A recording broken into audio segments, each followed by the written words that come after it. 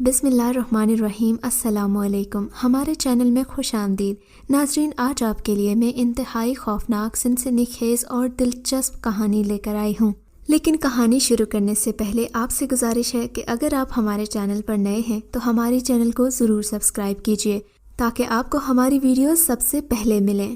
رات کا نہ جانے کون سا پہر تھا جب میری آنکھ کھلی اور میں دوبارہ سونے کی کوشش کرنے لگا۔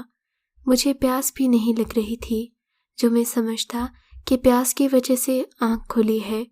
وہ ایک عجیب سا احساس تھا جس کی وجہ سے میری آنکھ کھل گئی۔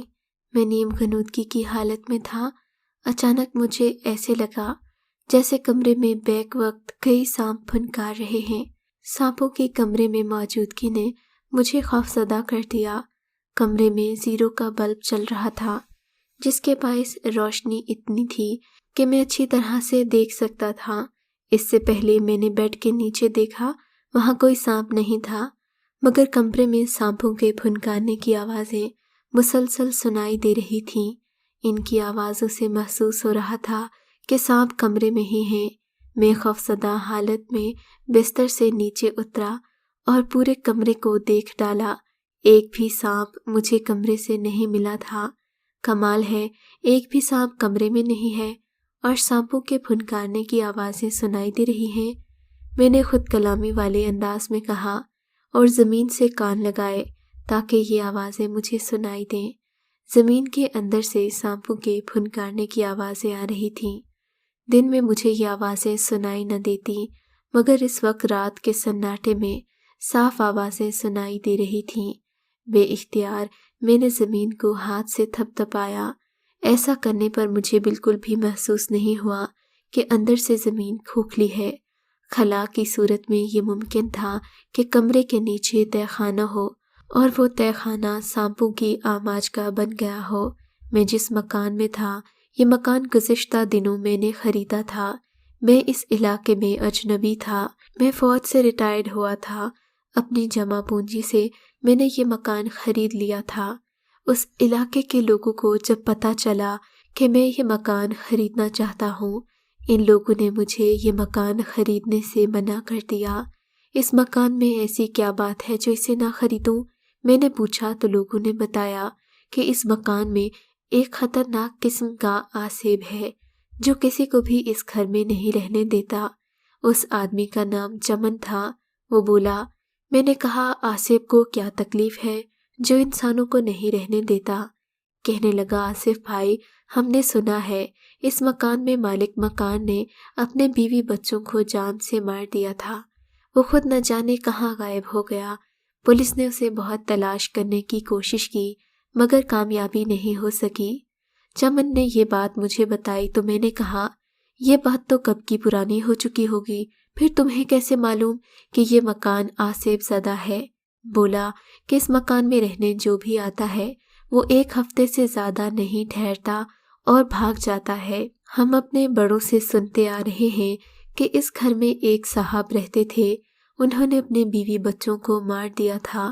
خود پولیس کے ڈر خوف سے گھبرا کر کہیں دور نکل گئے، پھر انہیں گاؤں کے کسی شخص نے نہیں دیکھا۔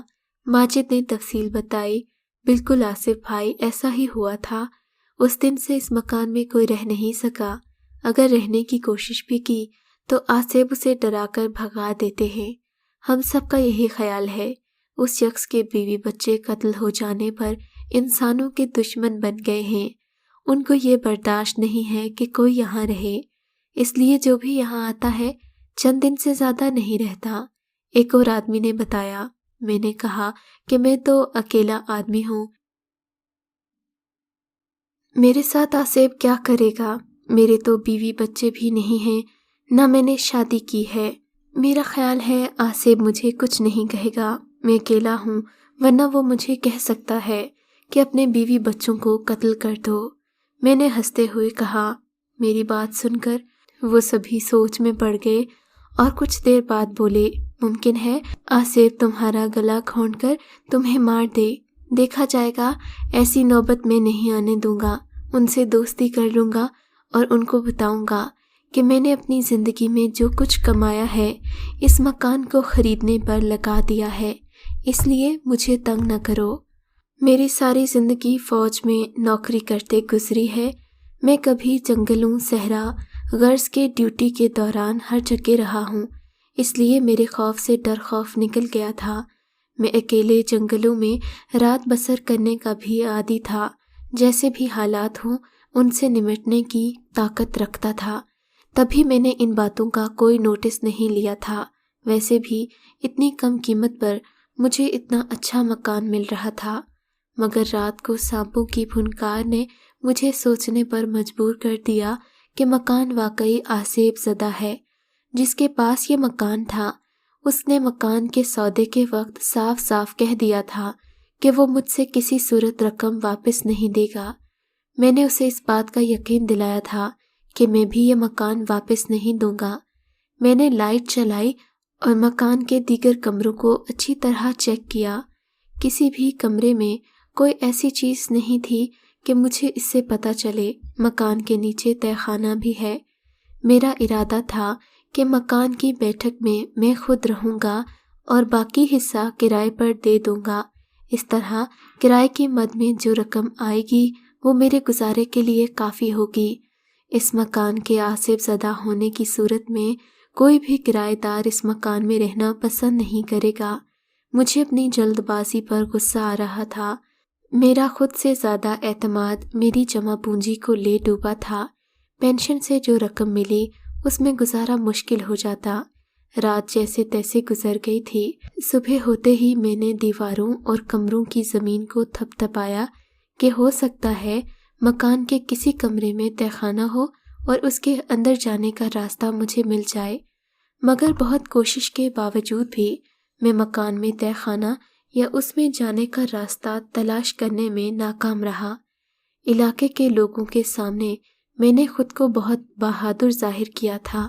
اب ان سے کیسے کہتا کہ میں آسیب سے خوفزدہ ہو گیا ہوں اور یہ مکان فروخت کر کے جان چھڑانا چاہتا ہوں۔ میری جمع پونجی مالک مکان سے دلا دو یا مکان فروخت کروا دو، میں کسی اور علاقے میں چلا جاؤں گا، مگر اس آسیب زدہ مکان میں کسی صورت نہیں رہوں گا۔ دوپہر کو کھانا کھا کر مجھے نیند آ گئی۔ رات کی نیند تھی اس لیے دن میں سو گیا تھا۔ مجھے دن میں سونے کی عادت نہیں تھی، البتہ کچھ دیر آرام کرنے کو لیٹ جاتا ہوں مگر سوتا نہیں ہوں۔ دن میں سونے کا یہ نقصان ہے کہ باقی بچ جانے والا آدھا دن پورا ہو جاتا ہے۔ آنکھ کھلنے پر میں نے دیکھا کہ رات ہو چکی ہے۔ میں بھرپور نیند لے کر بیدار ہوا تھا۔ رات کا کھانا کھایا اور ٹی وی چلایا۔ ٹی وی پر میری پسند کے پروگرام نہیں آ رہے تھے، اس لیے میں جلد بور ہو گیا۔ میں نے ٹی وی بند کر دیا۔ میں اس علاقے میں نووارد تھا، اسی لیے علاقے میں ابھی کسی سے دوستی نہیں ہوئی تھی، ورنہ ان کو بلا کر رات والے معاملے پر بات چیت کر لیتا۔ ہو سکتا ہے ان کے منہ سے کوئی قیمتی مشورہ نکل جاتا جو میرے لیے کارآمد ہوتا۔ دروازے پر ابھی دستک ہوئی۔ میں نے دروازہ کھولا۔ میرے سامنے چمن کھڑا تھا۔ مجھے دیکھ کر بولا۔ میں نے سوچا صاحب گھر پر اکیلے بور ہو رہے ہوں گے، اسی لیے کچھ دیر کو بوریت دور کرنے آ جاؤں۔ میں نے کہا اچھا ہوا کہ تم آ گئے، میں واقعی بور ہو رہا تھا۔ وہ مکان کے اندر چلا آیا اور مجھ سے پوچھا کہ میری رات کیسے گزری۔ میں نے کہا کچھ سو کر گزاری اور کچھ جاگ کر۔ نئی جگہ جلدی سے نیند نہیں آتی، مگر یہ بات نہیں ہے، فوج میں رہ کر مجھے ہر جگہ سونے کی عادت پڑ گئی ہے۔ دراصل رات سوتے ہوئے مجھے لگا کہ کمرے میں سانپ گھوم رہے ہیں، مگر روشنی تیز کر کے بھی کچھ نظر نہیں آیا۔ چمن نے کہا کہ کبھی کبھی انسان کو وہم بھی ہو جاتا ہے، ایسا ممکن نہیں کہ کمرے میں سانپ ہوں اور نظر نہ آئے۔ میں نے کہا مجھے وہم نہیں ہوا۔ میرے نیند سے جاگنے پر سانپوں کی پھنکار سنائی دے رہی تھی، مگر وہ میری بات کو ماننے پر تیار نہیں تھا۔ اس نے میرے لیے رات اسی مکان میں گزارنے پر حامی بھر لی۔ میں دن بھر سوتا رہا، اسی لیے رات کو نیند نہیں آ رہی تھی۔ میں بستر پر ادھر ادھر کروٹیں بدلتا رہا۔ چمن بستر پر لیٹتے ہی سو گیا۔ کمرے میں خراٹوں کی آوازیں گونج رہی تھیں۔ آدھی رات گزرنے پر مجھے محسوس ہوا کہ کمرے میں سانپ پھنکار رہے ہیں۔ میں سوچ ہی رہا تھا کہ چمن کو جگا دوں تاکہ وہ اپنے کانوں سے خود سانپوں کی پھنکار سن لے، مگر وہ خود ہی اٹھ گیا اور مجھ سے پوچھنے لگا یہ سانپوں کی آوازیں کہاں سے آ رہی ہیں؟ میں نے کہا مجھے تو خود نہیں پتا۔ چمن کی بہادری پر مجھے بڑی حیرت ہوئی۔ وہ آصف سے ڈرا رہا تھا اور اب خود سانپوں کو تلاش کرنے جا رہا تھا۔ میں نے کہا چمن دیکھو تم ڈر مت جانا۔ کہنے لگا میں ڈرنے والوں میں سے نہیں ہوں، تم مجھے اپنے ساتھ پاؤ گے۔ ہم دونوں نے مکان میں سانپوں کی تلاش شروع کر دی۔ کسی بھی کمرے میں ہمیں سانپوں کے بارے میں کوئی معلومات نہیں مل سکی۔ صحن میں تہہ خانے کی تلاش میں اچانک میری نظر دیوار پر پڑی۔ دیوار میں ایک بڑا سا سوراخ تھا جس میں سیاہ ناگ کی دم نظر آئی۔ دم نظر آنے کا مطلب تھا کہ دیوار میں ناگ کا بل ہے۔ اس وقت ایک کالا ناگ نظر آ رہا تھا، مگر جس طرح اس مکان میں سانپوں کی پھنکاریں سنائی دیتی تھیں اس سے لگتا تھا کہ اس مکان میں ایک سے زیادہ سانپ ہیں۔ رات کا وقت تھا، ناگ سے چھیڑ چھاڑ کرنا ہمارے لیے پریشانی کا باعث بن سکتا تھا۔ بالآخر چمن کو سانپ دکھا کر میں کمرے کے اندر لے آیا۔ وہ اپنی کامیابی پر خوش ہو رہا تھا۔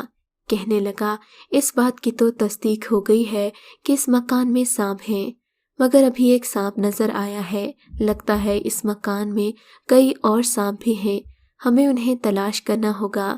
چمن بولا کہ ان کو تلاش کرنے کی ضرورت نہیں ہے، سانپوں سے چھیڑ چھاڑ کرنا ہمارے لیے ٹھیک نہیں ہے، وہ ہمیں نقصان پہنچا سکتے ہیں۔ پھر ان سے جان کیسے چھوٹے گی؟ میں نے پوچھا۔ جس کا کام اسی کو سانجھے۔ تم کیا کہنا چاہتے ہو؟ بولا یہ کام سپیروں کا ہے، وہ انہیں آسانی سے قابو کر سکتے ہیں۔ کیا تمہاری نظر میں کوئی سپیرا ہے؟ بولا حاشر میرا اچھا دوست ہونے کے ساتھ ساتھ ایک اچھا سپیرا بھی ہے، وہ خطرناک سانپوں کو اتنی آسانی سے قابو کر لیتا ہے جیسے کوئی بات ہی نہ ہو۔ میں نے کہا ٹھیک ہے، تم صبح ہی حاشر سپیرے کو بلا کر لے آؤ۔ بولا ٹھیک ہے، تم فکر مت کرو، وہ آتے ہی بین بجائے گا اور سانپوں کو پکڑ لے گا۔ ان سانپوں کو پکڑنا بہت ضروری ہو گیا تھا، ورنہ یہ ہمیں کسی بھی وقت نقصان پہنچا سکتے تھے۔ صبح کے وقت وعدے کے مطابق چمن اپنے دوست حاشر سپیرے کو لے آیا۔ اس نے اپنی بین بجانا شروع کر دی۔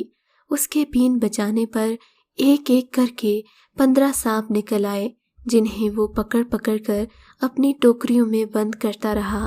جب سانپ آنا بند ہوئے تو اس نے اطمینان کا سانس لیا۔ بولا لگتا ہے ان سانپوں کا پورا خاندان یہاں بسیرا کیا ہوا تھا۔ کیا یہاں اور بھی سانپ ہو سکتے ہیں؟ میں نے پوچھا۔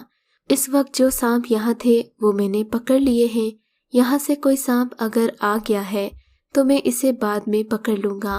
میں ہر ہفتے آؤں گا، ایک دن میں بین بجایا کروں گا، جو باقی بچ گئے ہیں انہیں بھی قابو کر لوں گا، حاشر سپیرے نے کہا۔ حاشر سپیرے کی محنت سے باقی 5 بچ جانے والے سانپ بھی پکڑے گئے تھے۔ اب گھر میں سکون ہو گیا تھا۔ میں رات میں سکون کی نیند سونے لگا۔ اس مکان میں جو سانپوں کے بل تھے ان کو بند کر دیا۔ 1 ماہ گزر جانے کے بعد علاقہ مکین مجھے حیرت سے دیکھنے لگے کہ اس مکان میں آصف مجھے تنگ کیوں نہیں کر رہا۔ ان کو اس بات پر یقین نہیں تھا کہ اس مکان سے اتنی بڑی تعداد میں سانپ پکڑے گئے ہیں۔ مکان میں وہ واحد بل تھا جس کی مدد سے سانپ زمین کے اندر موجود بلوں میں جا کر بسیرا کیے ہوئے تھے۔ یہ بل کمروں کے نیچے تک گئے ہوئے تھے۔ اس رات اتفاق سے میں نے دیوار میں سانپ کا بل دیکھ لیا تھا اور سارے سانپ پکڑے گئے تھے۔ چند ماہ گزر جانے پر لوگوں کو یقین آیا کہ واقعی اس مکان میں آصف نہیں سانپوں کا مسکن تھا، اور ان کی آوازیں سن کر لوگ یہی سمجھتے تھے کہ یہاں کوئی آصف ہے۔ میں نے لوگوں کا اعتماد بحال ہو جانے پر ایک خاندان کو اپنا گھر کرائے پر دے دیا، خود بیٹھک میں رہنے لگا۔ اب پینشن اور کرائے کی رقم سے میرا گزارا بآسانی ہو رہا ہے۔ اگر آپ کو یہ کہانی اچھی لگی ہے تو اس ویڈیو کو لائک کیجیے اور اس طرح کی مزید ویڈیوز دیکھنے کے لیے ہمارے چینل کو سبسکرائب کیجیے۔ اور ہاں، اگر آپ کی کسی دوست، رشتہ دار یا بہن کے ساتھ خدا نہ کرے ایسا کوئی واقعہ پیش آیا ہے تو ہمیں کامنٹ سیکشن میں اس کے بارے میں ضرور بتائیے۔